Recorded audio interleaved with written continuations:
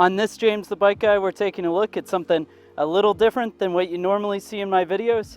We're taking a look at a bike that's available at Walmart and not your local bike shop.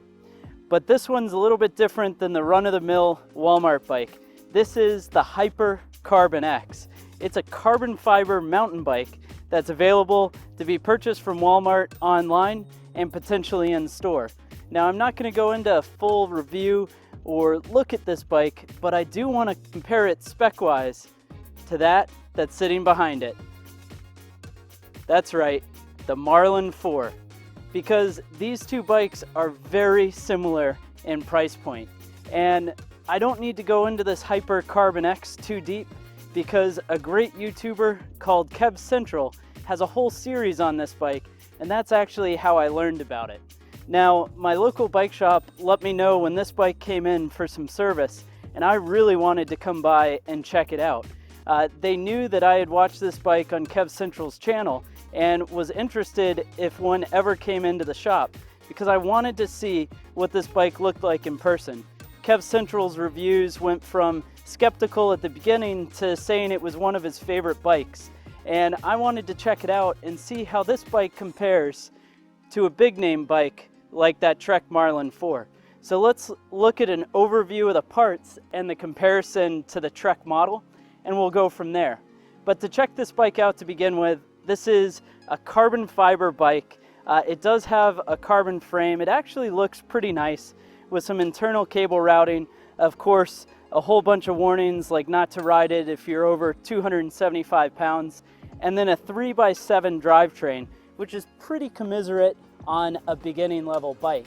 Now this bike, one interesting thing about it though, is it actually runs 26-inch wheels when pretty much the whole world today, including that Trek, is either a 27.5 or a 29er.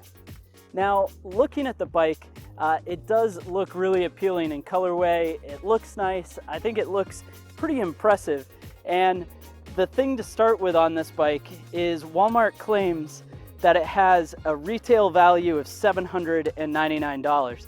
Now, at $799, this bike would be way overpriced.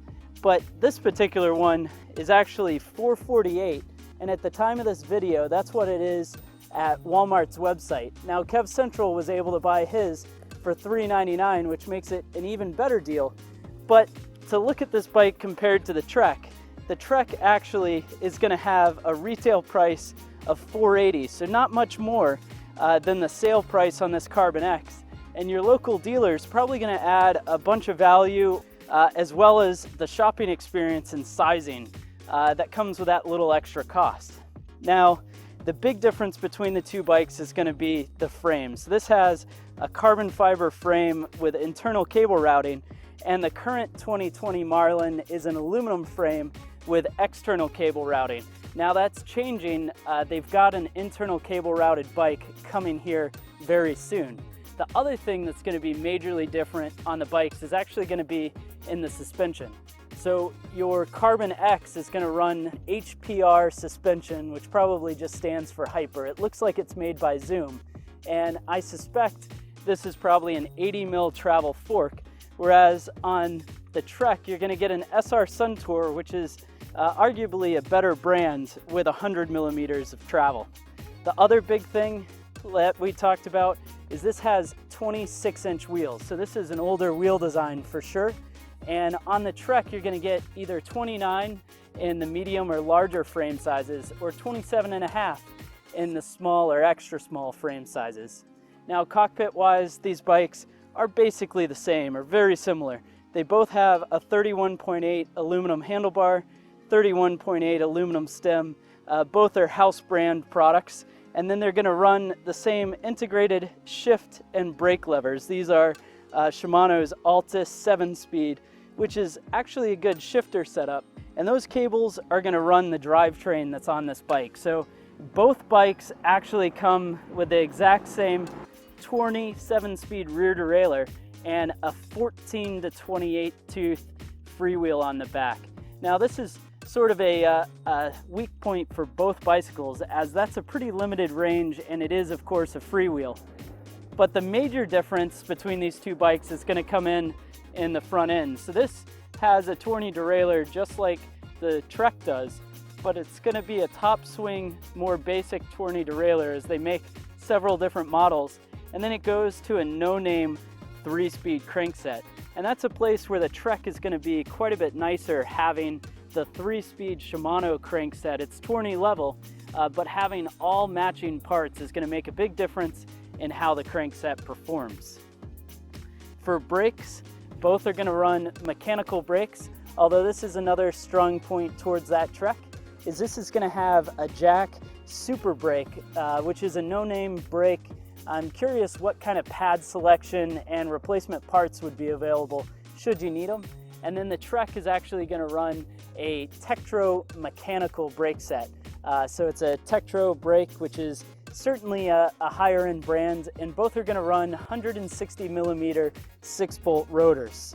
The next thing to mention is, of course, going to be frame sizing.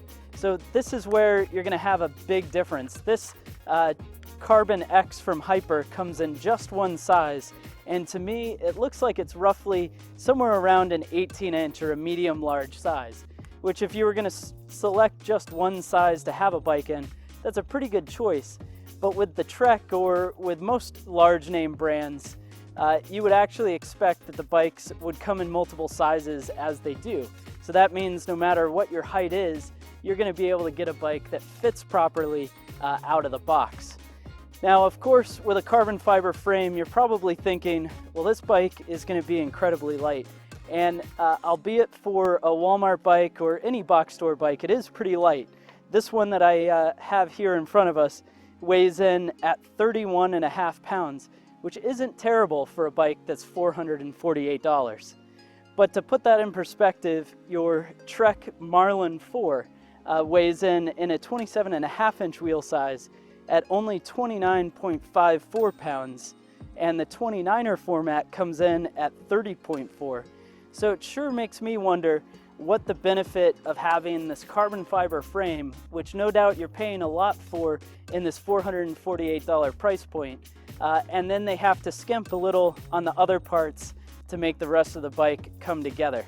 So I'm curious what your thoughts are on these two bikes. You know, this video is to show the differences. I can see why somebody would go for the Carbon X. It's definitely got an interesting wow factor that you probably won't see another one of these out on the trail, where the Trek Marlin series is a pretty well-sold bike, so you're going to see them all the time. So I could see where somebody would be interested in this Carbon X, but I'm curious what your thoughts are. Would you choose a Carbon X or a Trek Marlin 4 between these two?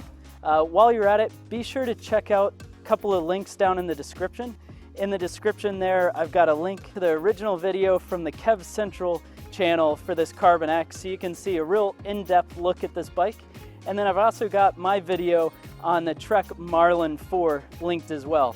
While you're at it, be sure to hit that subscribe button, as well as hit the thumbs up button, letting me know you enjoyed this video.